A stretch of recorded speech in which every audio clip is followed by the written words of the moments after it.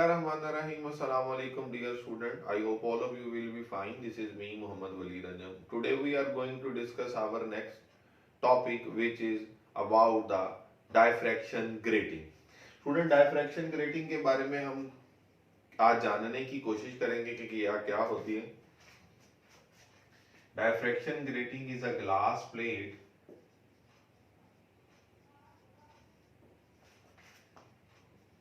having a large number of close, parallel and equidistant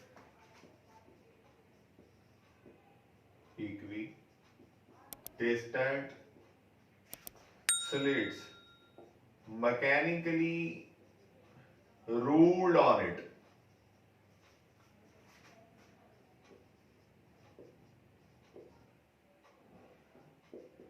इसको हम क्या नाम देते हैं कि वो हमारी डायफ्रैक्शन ग्रेटिंग है. स्टूडेंट, यहाँ पर हमने पढ़ा कि ये तो एक ग्लास प्लेट है, सबसे पहली बात, जिसके ऊपर लार्ज नंबर ऑफ क्लोज, यानी कि वो एक दूसरे के बहुत करीब है, पैरेलल है, इक्वी डिस्टेंस है, एक जैसा फासला है सबके दरमियान में, और वो स्लिट्स है, और हम कहते हैं वो मैकेनिकली रूल की जाती हैं उस ग्लास प्लेट पर, तो उसको हम डायफ्रैक्शन ग्रेटिंग का नाम दे देते हैं. उसके बाद वो नेक्स्ट लाइन में लिखता है the transparent spacing between the scratches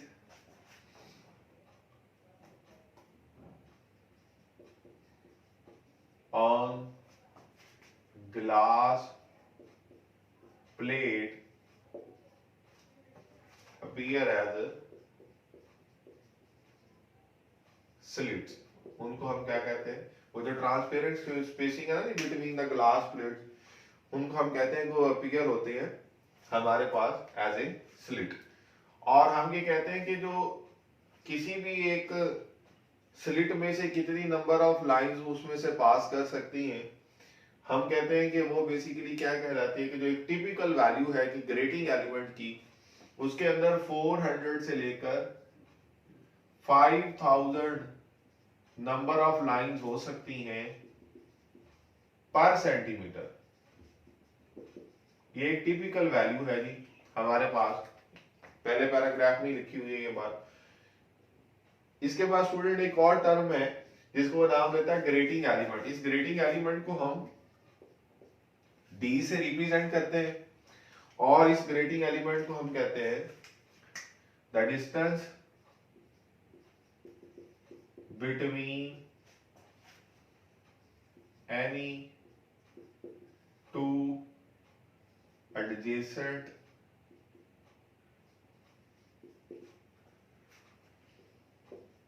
slit is called grating element. और इसको रिप्रेजेंट किससे किया जाता है, डी से. अब स्टूडेंट यहां से अगर हम देखें तो हमारे पास ये एक डायग्राम बनी हुई है. इस डायग्राम में हम ये कहते हैं ये वो ग्लास प्लेट है. इस ग्लास प्लेट में ये जो हम कहते हैं ये स्लिट्स हैं, लार्ज नंबर ऑफ स्लिट्स हैं, इक्विडिस्टेंट हैं, क्लोज है, पैरेलल है एक दूसरे के, और कोई सी दो स्लिट्स के दरमियान जो फासला है स्टूडेंट उसको हम क्या नाम देते हैं कि वो हमारा ग्रेटिंग एलिमेंट है, जिसको किससे रिप्रेजेंट किया जाता है, डी से रिप्रेजेंट किया जाता है. और इसी की बुनियाद पर हम अपना जो टॉपिक है उसको कंटिन्यू करेंगे. हम कहते हैं कि इस ग्रेटिंग एलिमेंट डी की वैल्यू किस तरह से फाइंड आउट की जाती है. ग्रेटिंग एलिमेंट डी जो होता है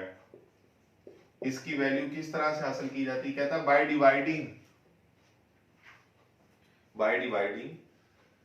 हमारे पास जो total length divided by total number of lines, यानी कि हम इसको इस तरह से लिख सकते हैं. अगर मैं इसका पहले फॉर्मूला लिखूं तो मैं समझाना आप लोगों के लिए आसान हो जाएगा कि ये जो ग्रेटिंग एलिमेंट होता है जिसे हम डी से रिप्रेजेंट करते हैं, ये एल ओवर एन के बराबर है. एल ओवर एन के बराबर क्या है, हम ये कहते हैं कि हमारे पास टोटल लेंथ एल है डिवाइडेड बाय एन क्या है, total number of the lines. ठीक है जी, total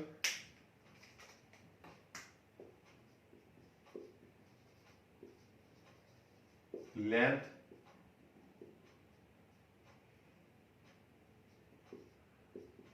total number of lines. अब स्टूडेंट यहां पर एक बड़ी इंपॉर्टेंट चीज है कि ये टोटल लेंथ किसकी है? टोटल लेंथ जारी सी बात उस पूरी ग्रेटिंग की है, तो हम कहते हैं total length of grating divided by total number of lines. ठीक है जी, रूल्ड ऑन इट, जिसको हम कहते हैं कि कितनी लाइंस उसमें से पास कर सकती हैं उसकी वैल्यू। अगर हम यहां पर इस d की वैल्यू को ऐसे लिखे d equals to l over m, तो कहता है for unit length we can write this as l equals to 1। तो हमारे पास जो रिजल्ट आ जाएगा d that will be equal to 1 over n, ये हमारा रिजल्ट हो जाएगा। स्टूडेंट इसी की अगर हम वर्किंग देखें कि ये हमारे पास जो काम है इसका, इस डायग्राम में अगर हम देखें किसी एक ग्लास प्लेट पर हम ये कहते हैं कि मोनोक्रोमैटिक लाइट जो है वो इंसिडेंट की जाती है, और उसको ये भी कहा जा सकता है कि ये जो ग्लास प्लेट है इसे मोनोक्रोमैटिक लाइट से इल्यूमिनेट किया गया है और पैरेलल रेज इन स्लिट में से पास कर रही हैं। और ये जो हमारे पास पोर्शन है जब इन स्लिट में से पास करेगा, तो कल भी हमने ये बात पढ़ी थी कि जो लाइट है वो किसी भी ऑब्स्टेकल के साथ जब टकराती है तो टकराने के बाद बेंड हो जाती है, और वो जो बेंडिंग उसकी है उसको हम क्या नाम देते हैं, ये वो एंगल है थीटा जिससे वो बेंड होती है। और हम कहते हैं कि ये हमारे पास अगर देखा जाए तो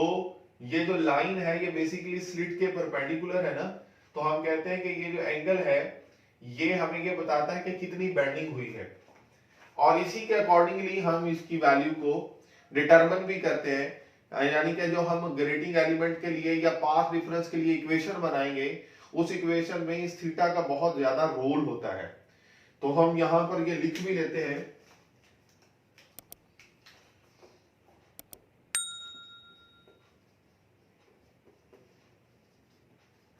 plate is illuminated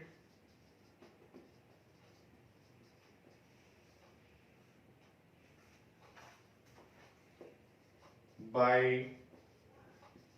monochromatic light at normal incident।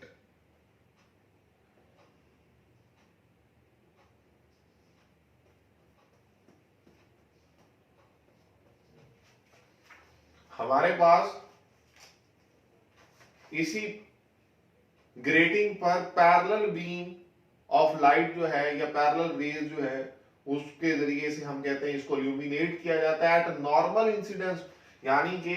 Normal incidence से मुराद क्या है कि वो लाइट जो इंसिडेंट होती है वो ग्रेटिंग पर नॉर्मली हम कह रहे हैं कि वो इंसिडेंट हो रही है। और इसके बाद वो ये कहता है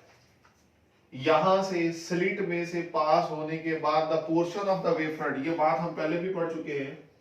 the portion of the wavefront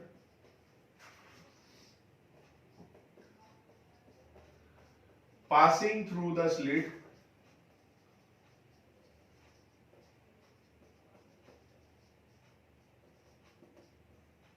behaves as a source for secondary wavelets। वो सेकेंडरी वेवलेट्स के लिए एक सोर्स के तौर पर बिहेव कर रहा है, और ये जितनी भी parallel raise of the light है जब इसमें से पास करेंगी तो बेंड हो जाएंगी एंगल थीटा पर। और हम ये कहते हैं कि हमारे पास इन तमाम parallel raise of the light को पास किया जाता है किसी एक कॉन्वेक्स लेंस में से। इसके बारे में हम लास्ट टॉपिक में भी पढ़ चुके हैं, क्योंकि ये parallel raise of the light है, ये कभी भी इकट्ठे नहीं हो सकती। हम ये कहेंगे अगर ये इकट्ठे होंगी तो ये इन्फिनिट डिस्टेंस होगा जहां पर ये जाके किसी एक पॉइंट पर इकट्ठे होंगी, लिहाजा उनको कन्वर्ज करने के लिए किसी एक पॉइंट पर नियरेस्ट टू द हम ये कह सकते हैं ग्रेटिंग, हम क्या काम करते हैं कि कन्वेक्स लेंस का इस्तेमाल करते हैं। वो कन्वेक्स लेंस क्या करता है, इन तमाम parallel raise of the light को किसी एक पॉइंट पर क्या कर देता है, कन्वर्ज कर देता है। हम कहते हैं कि ये हमारे पास स्क्रीन है जो कि बेसिकली इस ग्रेटिंग के पैरेलल है, और हम ये कहते हैं कि ये वो पॉइंट है P जहां पर ये जो रेज ऑफ द लाइट है ये क्या कर रही हैं, इकट्ठी हो रही हैं। और जाहिर सी बात है जहां पर ये इकट्ठी होंगी वहां पर इनके मिलने की वजह से हम ये कहेंगे एक इंटरफेरेंस होगी, और इस इंटरफेरेंस की वजह से हमारे पास जो रिजल्ट बनता है, जो हम पहले भी पढ़ चुके हैं कि कंस्ट्रक्टिव इंटरफेरेंस होती है तो ब्राइट स्पॉट या बैंड या फ्रिंज बनता है, और डिस्ट्रक्टिव इंटरफेरेंस होती है तो ब्राइट स्पॉट बनेगा या ब्राइट फ्रिंज बनेगा या ब्राइट हमारे पास उसका क्या कहते हैं बैंड बनेगा। उसी के लिहाज से हम यहां पर ये देखते हैं कि कोई सी दो के दरमियान, ये बड़ा इंपॉर्टेंट पॉइंट है, कोई सी दो हमारे पास जो स्लिट्स हैं उनके दरमियान जो वैल्यू थी जिसको हमने डी कहा है। स्टूडेंट अगर हम देखें कोई सी दो रेस के दरमियान, तो ये आपस में एक दूसरे के पैरेलल तो है लेकिन इनमें पाथ डिफरेंस मौजूद है। उस पाथ डिफरेंस की वैल्यू हमने कैसे मालूम की थी, हमने इस तरह से लास्ट लेक्चर में भी पढ़ा था कि हम एक जगह से यहाँ पर एक नॉर्मल ड्रॉ करते हैं, और उस नॉर्मल को ड्रॉ करने से हमें ये पता चल जाता है कि कितना पाथ डिफरेंस मौजूद है। अगर हम सपोज इसको ए और बी का नाम दें, तो जैसे हमने कल इसको डिस्कस किया था, बिल्कुल अगर आज हम इसकी ट्राइंगल को बना लें तो हमारे पास जो रिजल्ट बनेगा वो कुछ इस तरह से बनता है।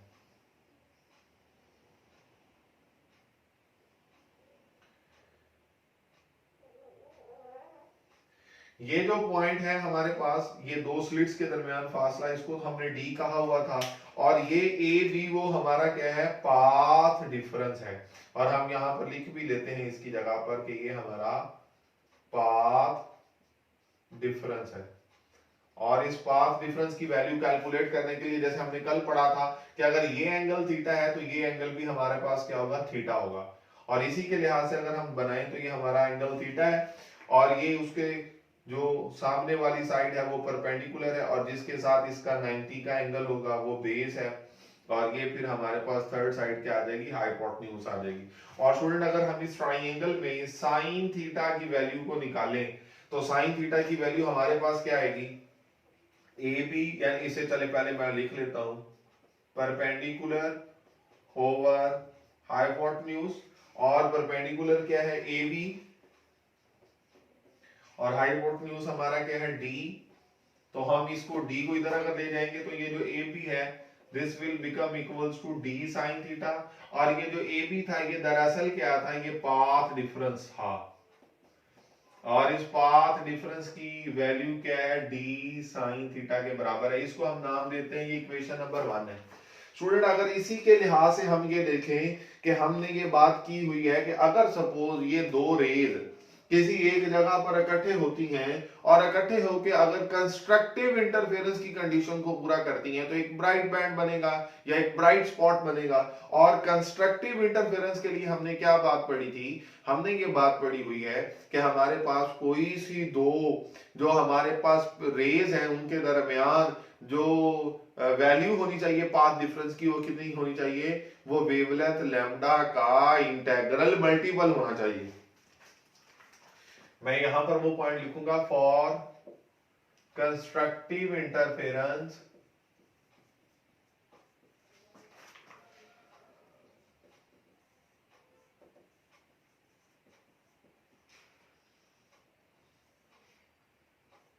कंस्ट्रक्टिव इंटरफेरेंस के लिए जो हमारा पाथ डिफरेंस होना चाहिए,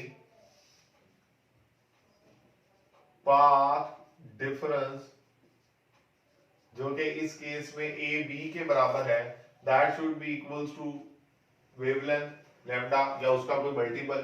तो अगर हम इस रिजल्ट को देखें और ये इक्वेशन जो है इसको मैं इक्वेशन नंबर 2 का नाम दूं, और इक्वेशन नंबर 1 और इक्वेशन नंबर 2 को अगर हम आपस में कंपेयर करें बाय कंपेयरिंग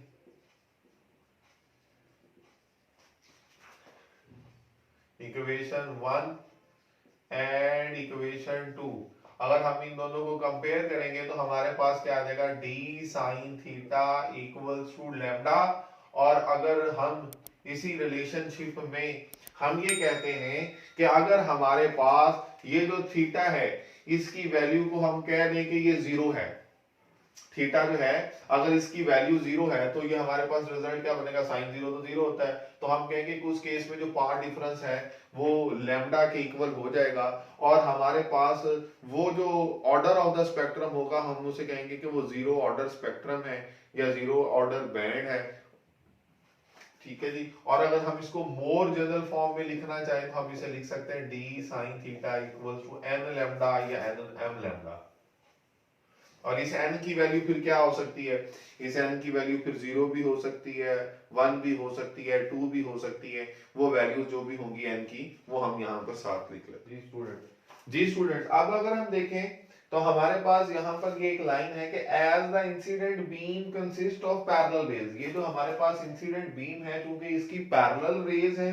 तो कहता है show the rays from any two conjunctive slit, कोई सी दो कंजेक्टिव स्लिट्स के दरमियान में से जो पास होने वाली रेज है कहता है वो हमेशा डिफर करेंगी इन पाथ बाय लैम्डा। अच्छा, ये वो कंडीशन है जिसकी बुनियाद पर हम ये कहते हैं कि ये दोनों जो हैं हमेशा फिर वो क्या करेंगी, कंस्ट्रक्टिव इंटरफेरेंस करेंगी, जिसकी बुनियाद पर हमने ये लिखा था AB इक्वल्स टू लैम्डा। यानी कि साबित यहां से ये बात हो रही है कि अगर जो इंसिडेंट बीम है उसमें चूंकि पैरेलल रेज है और कोई सी दो एडजेसेंट स्लिट्स के दरमियान अगर हम फासला देखेंगे तो वो 1 वेवलेंथ के बराबर होगा। इसी तरह से स्टूडेंट मैंने आप लोगों को ये जो इक्वेशन बताई है इस इक्वेशन के मुताबिक हमने ये पढ़ा कि अगर थीटा हमारे पास 0 डिग्रीज हो जाए, अगर हम इस थीटा की वैल्यू को ये कहें कि ये 0 है तो हम ये कहेंगे जब ये 0 होगा तो यही इक्वेशन जो होगी वो d sin 0 equals to lambda और हमारे पास रिजल्ट क्या आ जाएगा, जो पाथ डिफरेंस होगा वो 0 के इक्वल आ जाएगा। और अगर पाथ डिफरेंस 0 के इक्वल आ जाएगा तो हम यहां से ये बात गैस कर लेंगे या इसका अंदाजा लगा लेंगे कि वहां पर फिर हमें क्या मिलेगा। यहां पे मैं लिख भी देता हूं कि ये पाथ डिफरेंस है तो हमें जो रिजल्ट मिलेगा वो क्या मिलेगा, वो एक ब्राइट बैंड बनेगा और उस इमेज को हम कहते हैं जीरो ऑर्डर इमेज का नाम देते हैं। स्टूडेंट इसी तरह से हमारे पास फिर फर्स्ट ऑर्डर इमेज होगा, सेकंड ऑर्डर इमेज होगा, first order image, second order, third order. अब हम इस फर्स्ट ऑर्डर के लिए क्या करते हैं, कहते हैं अगर आप थीटा को इंक्रीज करना शुरू कर दें और by increasing theta on either side, किसी भी साइड पर अगर हम कहते हैं थीटा को 0 ऑर्डर इमेज से इंक्रीज कर दें चाहे इस साइड पे या इस साइड पे, ऑन आइदर साइड हमारे पास जो रिजल्ट होगा कोई एक ऐसी कंडीशन आएगी, a condition will come at which जहां पर हमारे पास जो पाथ डिफरेंस होगा वो किसके इक्वल हो जाएगा, will become equals to lambda. और जब वो लैम्डा के इक्वल हो जाएगा तो हम कहेंगे फिर वो हमारे पास कौन सा ऑर्डर होगा, फर्स्ट ऑर्डर होगा। यानी कि उस वक्त डी की क्या वैल्यू है, थीटा की क्या वैल्यू है, जिसकी वजह से जो पाथ डिफरेंस आया है जिसे डी साइन थीटा कहते हैं, वो अगर एक वेवलेंथ के बराबर आ जाए तो समझ लें कि वो हमारा फिर फर्स्ट ऑर्डर इमेज होगा। फिर इसी तरह से स्टूडेंट हमारे पास second order and third order and fourth order जितने भी इमेजेस होंगे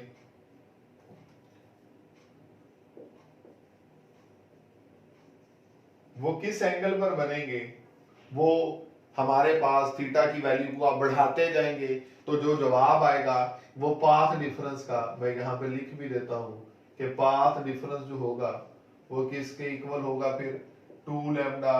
या 3 लैम्डा या इसी तरह से चलता जाएगा। इसी बुनियाद पर फिर हम ये इक्वेशन लिखते हैं जो हमने ये जनरल इक्वेशन लिखी है कि अगर हम यहाँ पर इसको मैं यहां भी लिख देता हूं D sine theta equals to N lambda और एन की वैल्यू क्या है हमारे पास 0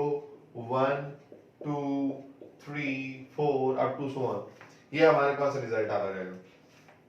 और जब ये 0 रखेंगे तो 0 का मतलब ये था कि थीटा 0 था, और 1 रखेंगे तो हम कहेंगे फर्स्ट ऑर्डर है, 2 रखेंगे तो सेकंड ऑर्डर है, 3 रखेंगे तो थर्ड ऑर्डर है। इसी तरह से हमारे पास रिजल्ट आ जाएगा 0 लैम्डा, 1 लैम्डा, 2 लैम्डा, 3 लैम्डा। और स्टूडेंट देखिए ये क्या वही कंडीशन नहीं बन रही जो हमने कंस्ट्रक्टिव इंटरफेरेंस की डेफिनेशन पढ़ी थी कि जब कभी भी पाथ डिफरेंस वेवलेंथ का इंटेग्रल मल्टीपल हो जाता है तो हमारे पास क्या होता है कि ये जो भी दो रेज होती हैं या दो वेव्स होती हैं फिर उनकी कंस्ट्रक्टिव इंटरफेरेंस की कंडीशन पूरी हो जाती है।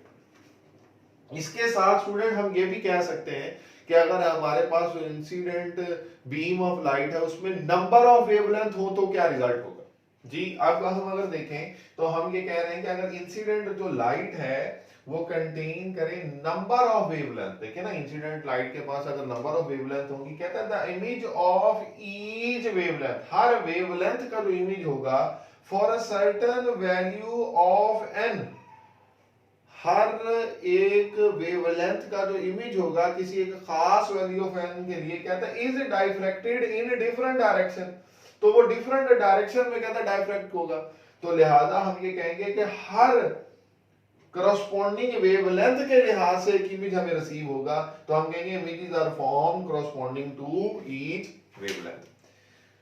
तो स्टूडेंट इसके साथ इस बात को समझने के लिए कि हमारे पास कितने maximum number of orders of the spectrum बनेंगे या हम इसको कह सकते हैं कि उनका एंगल क्या होगा वो हम फाइंड आउट कर सकते हैं इसी इक्वेशन को इस्तेमाल करते हुए। बल्कि हमारी जो नेक्स्ट एक एग्जांपल है हम वो भी देखते हैं तो वो इसके साथ हमें ये सारी बात भी क्लियर हो जाएगी। एग्जांपल है, एग्जांपल की स्टेटमेंट कुछ इस तरह से है कि लाइट ऑफ वेवलेंथ 450 नैनोमीटर, एक लाइट है जिसकी वेवलेंथ है 450 नैनोमीटर। 450 नैनोमीटर को हम कैसे लिख सकते हैं, 450 into 10⁻⁹ मीटर हम लिख सकते हैं। is included on a diffraction grating on which 5000 lines per centimeter have been ruled। Number of lines पर सेंटीमीटर कितनी है, 5000 लाइंस पर सेंटीमीटर। हमने मालूम क्या करना है, how many orders of the spectrum can be observed on either side of the central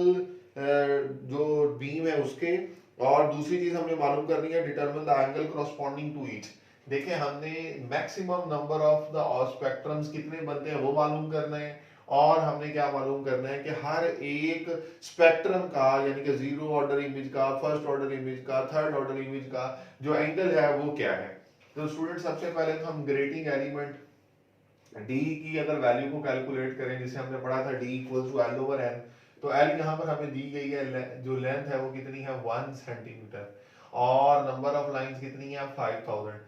इसको हम क्या लिख सकते हैं 1 into 10⁻⁻2, क्योंकि सेंटी की प्रीफिक्स 10⁻⁻2। तो हम ये कहते हैं कि ये 5000 वैसे ही आ जाएगा और ये 10⁻⁻2 नीचे आएगा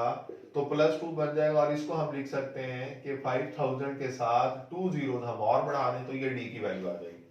स्टूडेंट चूंकि ये उसने खुद कहा है कि ये एक ग्रेटिंग पर इंसिडेंट की है तो लिहाजा इक्वेशन तो हम जो अभी जो टॉपिक पढ़ कर आए D sine theta equals to L lambda कर लगाएंगे,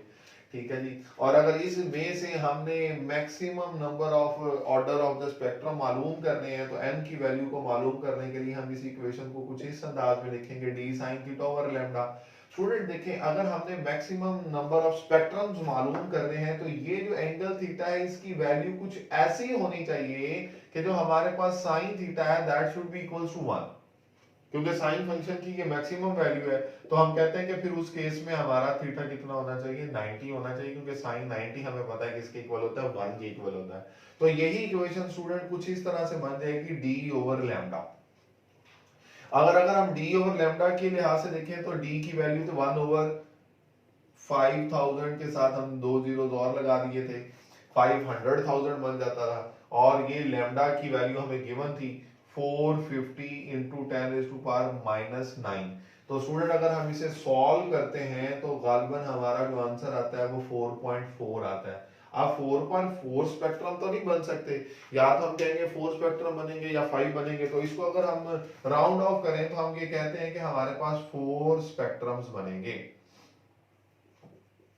ये मैक्सिमम स्पेक्ट्रम्स जो बनेंगे वो 4 है। अब 4 स्पेक्ट्रम में स्टूडेंट हम जारी सी बात है फिर हम फर्स्ट ऑर्डर के लिए, सेकंड ऑर्डर के लिए, थर्ड ऑर्डर के लिए, हर ऑर्डर के लिए हमारा जो रिजल्ट होगा वो हमें कैलकुलेट करना है। और स्टूडेंट अगर हम उसको कैलकुलेट करना चाहेंगे तो हमारे पास इसी इक्वेशन का हम इस्तेमाल करेंगे। हम लिखेंगे D sine theta equals to N lambda, और अगर हम यहां से साइन थीटा की वैल्यू देखें तो साइन थीटा किसके इक्वल आ जाएगा, एन लैम्डा ओवर डी। और स्टूडेंट अगर हम n की जगह पर 1 पुट कर दें तो लैम्डा तो हमें ऑलरेडी गिवन था 450 into 10⁻⁻⁹ metre divided by D, और डी की वैल्यू जो हमने निकाली है वो कितनी है, 1/500,000। स्टूडेंट इसको हम अगर सिंपलीफाई करेंगे तो गालिबन इसका जवाब आता है 0.225, और यहां से अगर हम थीटा की वैल्यू निकालेंगे तो theta equals to sine inverse 0.225, तो हमारा ये रिजल्ट आ जाता है 13 डिग्रीज के करीब। तो हम ये कहेंगे कि हमारे पास जो आंसर आएगा वो 13 डिग्री आ गए। स्टूडेंट फर्स्ट ऑर्डर के लिए हमने ये रिजल्ट निकाल लिया कि हमारे पास थीटा की जो वैल्यू होगी वो 13 डिग्री होगी। इसी तरह सेकंड ऑर्डर के लिए हम उसी इक्वेशन का इस्तेमाल करेंगे, D sine theta equals to N lambda, और साइन थीटा किसके इक्वल आ जाएगा, sine theta equals to N lambda over D. Student यहाँ पर ये बड़ी इंपॉर्टेंट बात है कि अगर हम ये देखें, जब हमने फर्स्ट ऑर्डर के लिए यहाँ पर n की जगह पे 1 लिखा था, अब इमेजिन कीजिएगा अगर मैं n की जगह पे 1 लिखता हूँ तो हमारा जो रिजल्ट होगा वो लैम्डा ओवर डी बनेगा ना। अब हमारे पास चूंकि ये सेकंड ऑर्डर है तो हम इसकी जगह पर क्या लिखेंगे, हम इसकी जगह पर 2 लिखेंगे। तो स्टूडेंट लैम्डा ओवर डी तो वही जवाब नहीं होगा जो पहले था, और इसका मतलब ये हुआ है कि जो पिछले हमारे रिजल्ट की वैल्यू आई थी हम सिंपली उसको 2 से मल्टीप्लाई कर दें, यानी कि लैम्डा ओवर डी की वैल्यू आई थी 0.225। अगर हम इसे 2 से मल्टीप्लाई कर दें तो डायरेक्ट ही हम साइन थीटा की वैल्यू निकाल सकते हैं, जो कि इसके इक्वल आ जाएगी 0.45 के इक्वल आ जाएगी। और अगर यहाँ से थीटा निकालेंगे तो साइन इनवर्स 0.45, तो हमारा जो ये रिजल्ट होगा इस थीटा का वो हो जाएगा 26.7 डिग्री। तो जो सेकंड ऑर्डर स्पेक्ट्रम होगा वो 26.7 डिग्रीज पर बनेगा। इसी तरह से जो थर्ड ऑर्डर स्पेक्ट्रम होगा फॉर थर्ड ऑर्डर, क्योंकि हमारे पास मैक्सिमम 4 स्पेक्ट्रम बने थे, तो तीसरे के लिए हमारे पास फिर क्या होगा कि इसी इक्वेशन में n की जगह पर जब आप 3 लिखेंगे तो ये रिजल्ट कुछ इस तरह से नहीं बन जाएगा 3 लैम्डा ओवर डी, और लैम्डा ओवर डी की वैल्यू तो हम पढ़ कर आए हैं, ये कैलकुलेट करके आए हैं 0.225। तो इसको सिंपलीफाई करेंगे तो गालिबन ये कुछ 0.67 समथिंग बनेगा। ये आप कैलकुलेट फिर भी करके देख भी लीजिएगा, कुछ मिस्टेक भी हो सकती है। साइन थीटा की वैल्यू ये है, theta equals to sine inverse, जब हम इसका इनवर्स निकालेंगे तो हमारे पास जो थीटा बनता है वो गालिबन बन जाता है शायद 42.5 डिग्रीज, ठीक है ना जी। और इसी तरह से अगर हम फोर्थ ऑर्डर स्पेक्ट्रम की बात करें, फॉर फोर्थ ऑर्डर, तो हमारे पास जो रिजल्ट होगा वो n की जगह पर आप पुट क्या कर देंगे 4, और n की जगह पर अगर आप 4 पुट करेंगे तो जो हमारे यही जो इक्वेशन है ये इक्वेशन बन जाएगी sine theta equal to 4 lambda over D, और लैम्डा ओवर डी की वैल्यू तो हम पिछली 3 इक्वेशन में पुट कर चुके हैं 0.225, और इसको हम सिंपलीफाई करेंगे तो साइन थीटा का जो भी आंसर आएगा theta equal to sine inverse, और वो आंसर निकालेंगे तो इसका आंसर आ जाता है कुछ ये बन जाता है 60 गालिबन 64 या 65, तो 64.2 डिग्रीज हम कहते हैं कि इसका आंसर बन। तो ये आप कैलकुलेट करके देख सकते हैं कि इसका क्या आंसर आएगा। तो स्टूडेंट इसके साथ ही हम जो है वो शॉर्ट आंसर क्वेश्चन भी कर लेते हैं, क्योंकि वो इसी टॉपिक से रेलिवेंट भी हैं, तो हम उनको देख लेते हैं। पहले 2 शॉर्ट आंसर क्वेश्चन हमने किए हुए हैं। क्वेश्चन नंबर जो 3 है वो कहता है कि can visible light produces interference fringe, visible light का इंटरफेरेंस फ्रिंज प्रोड्यूस कर सकती है? जी बिल्कुल प्रोड्यूस कर सकती है, क्योंकि इंटरफेरेंस की जब कंडीशंस पूरी होती हैं तो हम कहते हैं कि वापस में इंटरफेयर कर सकती हैं। जैसे हमने यहाँ पर पढ़ा था कि अगर इंसिडेंट बीम जो है वो कंसिस्ट कर रही हो पैरेलल रेज पर और हर एक की डिफरेंट वेवलेंथ हो, ये बड़ा इंपॉर्टेंट पॉइंट है। तो हर वेवलेंथ के करस्पॉन्डिंग जो हमारे पास एक डिफरेंट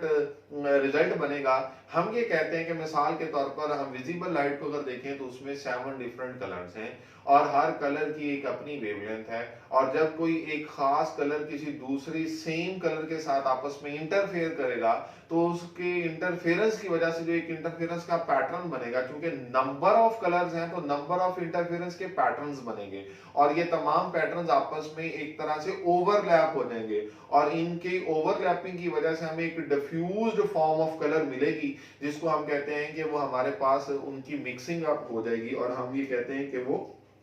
आपस में डिफरेंशिएबल इतने ज्यादा नहीं रहते।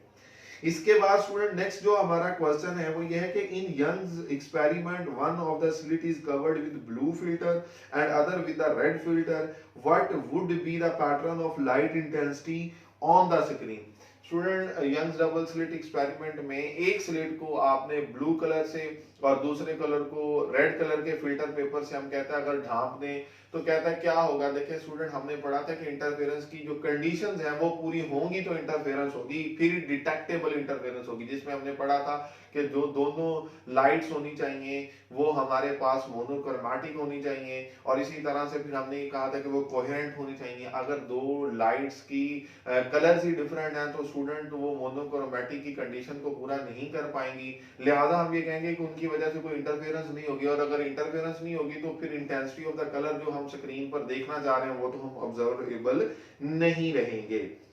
इसके बाद नेक्स्ट क्वेश्चन है explain whether the Young's experiment is an experiment for studying interference और diffraction effects of the light. देखिए यंग डबल स्लिट एक्सपेरिमेंट जो है वो बेसिकली इंटरफेरेंस पैटर्न ही को डिस्कस करने के लिए हम इस्तेमाल करते थे, लेकिन हम कहते हैं कि हम इसको अगर चाहें तो डायफ्रैक्शन के लिए भी इस्तेमाल कर सकते हैं, लेकिन इंटरफेरेंस के लिए स्पेशली हम जब उसको डिप्लॉय करते थे तो फिर हम उसको कहते हैं कि हमारा मेन स्ट्रीम में जो इसका फोकस होता है, क्योंकि जब लाइट स्लिट में से पास करती है तो बैंड तो होती है और उसकी बैंडिंग दरअसल डायफ्रैक्शन को रिप्रेजेंट करती है, लेकिन तब हमारा फोकस डायफ्रैक्शन इफेक्ट्स को ऑब्जर्व करना नहीं होता। यंग डबल स्लिट एक्सपेरिमेंट में हमारा जो मेन फोकस होता है वो इंटरफेरेंस को ही ऑब्जर्व करना होता है। स्टूडेंट इसके बाद जो एक और हमारा क्वेश्चन है वो ये है कि could you obtain Newton rings with the transmitted light. हमने जो न्यूटन रिंग्स पढ़े थे वो कुछ इस तरह से था कि ग्लास प्लेट के साथ टकराने के बाद जो प्लेनो कन्वेक्स लेंस और ग्लास प्लेट में एयर फिल्म बनती थी उस एयर फिल्म की अपर सरफेस पर टकरा कर रिफ्लेक्ट हो जाते थे या लोअर सरफेस पे या ग्लास प्लेट के साथ टकरा कर रिफ्लेक्ट हो जाते, और उन दोनों रिफ्लेक्टेड रेज को हमने ऊपर टेलीस्कोप के जरिए से या माइक्रोस्कोप के जरिए से जब हम उसे देखते थे तो हमारा कुछ रिजल्ट बनता था। हम ये कहते हैं कि अगर हम इसी सिचुएशन को ये कहें कि वो रिफ्लेक्टेड बीम्स की वजह से नहीं बल्कि अगर हम जो ट्रांसमिटेड पोर्शन है उसकी वजह से देखें तो इंटरफेरेंस पैटर्न जो डायफ्रैक्शन के इफेक्ट्स होंगे क्या वो हमें पता चल सकेंगे? जी स्टूडेंट बिल्कुल हो सकता है, क्योंकि जो ट्रांसमिटेड रे होगी उसमें से भी रिजल्ट वही होगा, लेकिन हम ये कहेंगे कि जो ब्राइट बैंड होता है वो डार्क की जगह पर आ जाएगा और जैसे न्यूटन रिंग्स का सेंट्रल स्पॉट जो था वो डार्क था रिफ्लेक्टेड लाइट के लिए, तो ट्रांसमिटेड लाइट के लिए फिर वो डार्क नहीं होगा बल्कि ब्राइट बन जाएगा। क्यों बन जाएगा? क्योंकि जब रे रेयर से डेंसर में जाती थी तो फेज चेंज 180 का होता था, अब उसने रिफ्लेक्ट बैक अगर नहीं होना, हमने इस ट्रांसमिटेड रे को देखना है तो फिर हम ये कहते हैं कि उसमें फेज चेंज नहीं होगा, और अगर फेज चेंज नहीं होगा तो हम कहते हैं कि फिर हमें जो सेंट्रल स्पॉट होगा वो ब्राइट नजर आएगा। इसके बाद स्टूडेंट नेक्स्ट जो क्वेश्चन है वो हमारा है कि how would you manage to get more order of spectra using our diffraction grating. Student देखिएगा अभी हम ये एक डायफ्रैक्शन ग्रेटिंग को पढ़कर आए हैं जिसमें हमने ये पढ़ा था, ये इक्वेशन है d sin theta equals to m lambda. हम ये कहते हैं कि अगर हमने n नंबर ऑफ स्पेक्ट्रम्स जो मालूम करने हैं वो किसके इक्वल होंगे? d sin theta over lambda, और मैक्सिमम ऑर्डर ऑफ स्पेक्ट्रम अगर हमें चाहिए तो हमने क्या पढ़ा है अभी कि इस थीटा को क्या होना चाहिए? 90 होना चाहिए, और अगर इस थीटा को हम लिखते हैं कि ये 90 है तो स्टूडेंट हमारा जो रिजल्ट बनेगा कि sin 90 इक्वल्स टू 1, तो जवाब क्या आ जाएगा? d by lambda. अब इस रिजल्ट को हम कहेंगे कि इसके मुताबिक हमारे पास जो maximum orders of the spectrum बन जाते हैं, और इसी के लिहाज से हम अगर स्टूडेंट देखें तो और वो कौन सी कंडीशन जिसमें हम कहते हैं maximum order of the spectrum हासिल कर सकते हैं, कहते हैं हम ये भी कर सकते हैं कि जो वेवलेंथ यूज कर रहे हैं लाइट की उसकी वैल्यू स्मॉल से स्मॉल हो, क्योंकि जो नंबर ऑफ द स्पेक्ट्रम है और वेवलेंथ है ये एक दूसरे के इनवर्सली प्रोपोर्शनल है। जितनी ये वैल्यू कम होगी उतने नंबर ऑफ स्पेक्ट्रम ज्यादा बनेंगे, क्योंकि किसी एक फिक्स ग्रेटिंग के लिए जो नंबर ऑफ लाइंस होंगी या उसकी जो लेंथ होगी वो तो चेंज नहीं होगी, तो फिर हम कहेंगे कि ये तो कांस्टेंट होगी किसी एक पर्टिकुलर ग्रेटिंग के लिए, डी की वैल्यू जिसे ग्रेटिंग एलिमेंट कहते हैं। तो लिहाजा हम ये कहते हैं कि लैम्डा की जो वैल्यू है वो जितनी स्मॉल होगी उतने ज्यादा हम कह सकते हैं नंबर ऑफ स्पेक्ट्रम्स हमें मिल सकते हैं। तो student this is it for today. I hope कि आप लोगों को ये लेक्चर अच्छी तरह से समझ आ चुका होगा और ये शॉर्ट आंसर क्वेश्चन भी जो हमने डिस्कस की इनके बारे में भी आपको पता चल चुका होगा। Please don't forget to like and subscribe my channel and take good care of yourself. अल्लाह हाफिज।